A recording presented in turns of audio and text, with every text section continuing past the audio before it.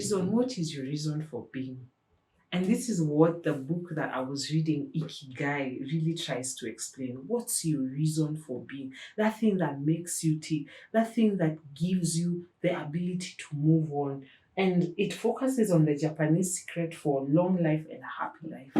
And I really loved how the author Hector and Frances really tried to break such a complicated topic and make it easier and palatable for us, because they decided to carry out their research when they met and just started having discussions about certain regions that are defined as blue zones, where people have a tendency to live to 120 years, 190. Like the common age for like a community or a village is 90, 80, 100.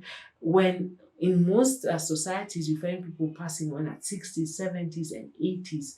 And I was intrigued by this concept. And one of the interesting things that they found when they went to this region, or when they decided to go study these particular regions, was something called as an ikigai, the thing that makes you flow, the thing that gives you a reason for being. Because most of the times we're always told that, you know what, you're going to retire. I'm going to retire from my so-called life and career.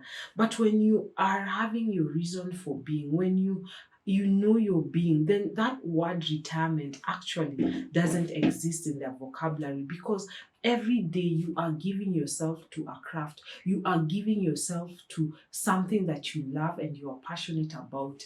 And that's what they describe, especially at the back of the book. When you learn, and this book will really teach you, when what you love, what the world needs, what you are paid for, and what you are good combine, come together, then you discover that ikigai, that thing that when even you are 80, 90, and that's what keeps them going, because they have something to live for. And it's not a paycheck, it's not just being or doing, but it brings them so much joy, whether you're an artist, whether you're a painter, whether you're a gardener, whether you are just having a restaurant. And that's why some of them in these places like Japan, you find that just have a restaurant. They are good. They don't want to expand. It's not about making astronomical profits, but it's about just giving yourself to a craft. And as you discover that craft, and as you fall in love with it, and as you do it, and even as it pays you back, you're in a sense of flow. And that's when you find it's like a sweet spot where you've discovered your ikigai. But other than that, knowing that which you are good at, some of the reasons that have helped these people live for long was things like diet, exercise, and community. There were so many others, and resilience of mind. But mostly, I wanted to focus on the great take homes that I want to apply in my life. I'm not going to be, I'm not sure if I'll be 100%, but I'll really try. And one of the concepts of I think they were the Okinawa people of Japan that they really put into practice is in diet, other than the fact that they were eating a fish-based diet, green tea, and things like fruits, eating the rainbow of fruits and vegetables, things that we know, is something that I've actually never been taught, and I really wanted to put into practice, is eating 80%. That is when you're at a feast, at a function, or even everyday life, not eating to full capacity, allowing yourself to eat to 80%, where you just know that I'm not full kabisa, but I'm going to stop at that, because I need to allow my digestive system, my gut system, to be able to process the food that is within me, and to be able to give my gut time to actually work well. And they were just talking about how the gut system is actually very key to health, because it allows so much to happen in your body, and how you need to not fatigue it with constantly working to break down your food, but giving it room to just work at optimal levels. And that's a research that they've done. And also they discovered that they have this culture of fasting, where they fast 2 times or even 3 times in a week, but just allowing and giving yourself time to fast is where you give the digestive system time to relax, because it's working so much and working at such optimal levels that it just needs time to, you know what, I'm taking a break, I need a chill out time. And as you give and reward your body with fasting, and I think that's one of the reasons why so many religious bodies, such as the Christians, the Buddhists, the Muslims, they all have this principle of fasting, is because God knows the importance that fasting gives you, other than physical restraints of lust, of greed and things like that. It actually works on the digestive system to give yourself a break. So those are some of the things I think I'll try to inculcate. And then there was exercise. They really, really move around. They try, it's not about going to the gym. It's not about exertion in terms of intensity of exercise, but learning that try to your level best to move. Inculcate movement in your daily life. And some of these people at 80, 90, 100 years, you'll find them still tending to their gardens in their routines and in their everyday lives, leaving the house to go to karaoke events. So every day, just ensuring that you move.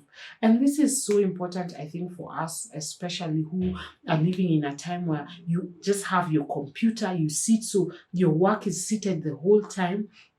And that seated, that muscles just tensing up, not having that cardiovascular kind of exercise is dangerous for our generation. And choosing every day, and this I think aligns so much to one of my favorite books, 5 a.m. Club, where Robin Sharma speaks about every day ensuring that you move your body, because the more you move your body, the more energy you have. The more you're able to put into your ikigai, that thing that gives you a reason for being.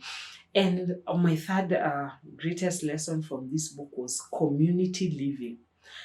I had never seen this in my culture, but in Kenya we have these things called chamas. And so apparently even the people of Japan have groups where they meet together, they contribute financially to a group, a similar group. Members meet regularly, members can withdraw, deposit, and also members share a common interest, whether it's knitting, gardening, whatever your group is based on. But that constant coming together, having, especially at old age or as you're approaching your older ages, having that sense of community where you have things to do, where you have parties to celebrate together, where you have a life of just oneness together, is what actually keeps so many of these people moving forward. And the authors will note when they were in their research that they were at 90 people are still coming together to celebrate birthdays. At 100 people are still throwing parties for each other. So that celebration of life, that community life, gives prevents you, I think, mentally from degrading and not having a reason or a purpose for living. But those communities, so this thing of, you know what, I'm hustling, I'm in the grind, I'm by myself, I have a me attitude culture. Let me tell you, if you really want to live 60 above 80 years, these are some of the things that you can inculcate in your life. And lastly is, you know what, mental fortitude, that things can go bad, and when they do, having the mindset that, you know what, I can overcome this. And I loved, shockingly, from a Japanese book, they quoted the serenity prayer, that, you know what, give me the serenity to it's what please forgive me, I have to check it. Give me the serenity to accept the things that I can, the courage to put into practice, give me the serenity to accept the things I cannot change, the courage to change that which I can, and the wisdom to know the difference. And when this prayer, it's not their prayer, but this attitude of, you know what, change, death, life, hardship, trials are going to come into your life, and knowing that that strength, the ability to overcome it, will enable you to be able to forge forward. So some of the people that generation faced World War II, they faced the distraction, they saw distraction, and having the ability and the fortitude to know that they could overcome this and live it out and ride that wave is one of the things that helps people live a long life.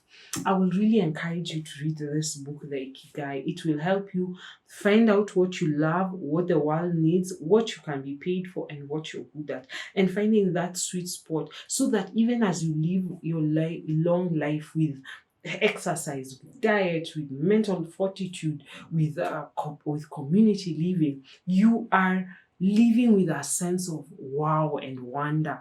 And I'm so glad, because these are some of the reasons that I'm doing what I'm doing, because I love this. I know maybe the world needs it, and as I'm figuring it out, also you can be able to figure out what it is that you are definitely called out to do, and I will highly recommend this book. So please don't forget to like, subscribe, share, and comment, and let's keep engaging.